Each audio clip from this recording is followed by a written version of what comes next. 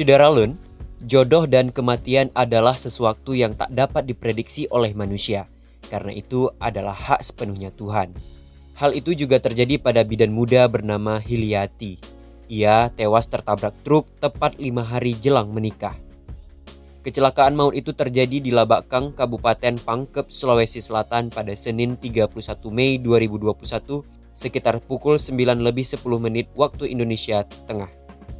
Bidan Hiliati diboncengi rekannya bernama Agustina yang berusia 17 tahun. Sepeda motor yang ditumpangi bidan Hiliati dan temannya itu ringsek tertabrak truk. Calon pengantin sempat mendapat perawatan di Rumah Sakit Batara Siang Pangkep.